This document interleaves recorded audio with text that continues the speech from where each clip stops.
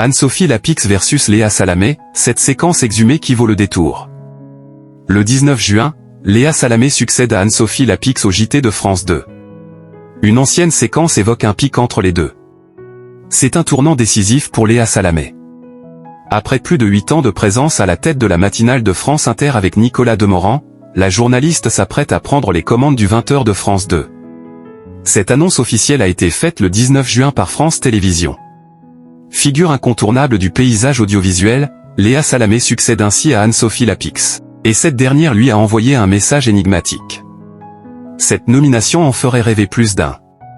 La présentatrice de Quelle Époque a longuement hésité avant de donner son accord. Très attachée à son duo complice avec Nicolas Demorand, elle a confié dans une interview à la Tribune du dimanche à quel point cette décision a été émotionnellement complexe à prendre.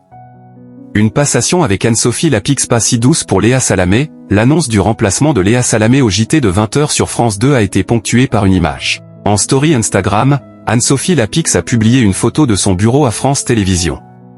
Elle était accompagnée d'un message ambigu à l'intention de sa successeur. Prends ta glacière Léa.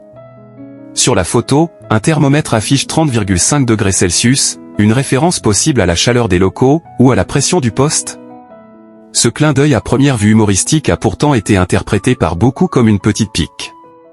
Une tension que certains ont retrouvée dans un ancien extrait diffusé dans l'émission C'est à vous. Anne-Sophie Lapix s'amusait du look de sa collègue, on attend que Léa Salamé aille se changer parce qu'elle est venue en pyjama.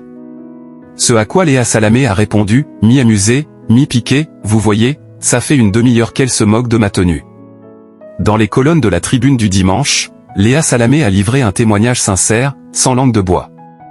Rompre ce couple conforme depuis 8 ans me semblait impensable, a-t-elle déclaré avec émotion en parlant de Nicolas Demorand. Elle qualifie même la matinale de France Inter de plus belle aventure professionnelle de sa vie et Nicolas Demorand de plus jolie rencontre. Mais après toutes ces années, le besoin de changement a fini par s'imposer. Je sentais au fond de moi que j'étais arrivé au bout d'un cycle, conf-t-elle.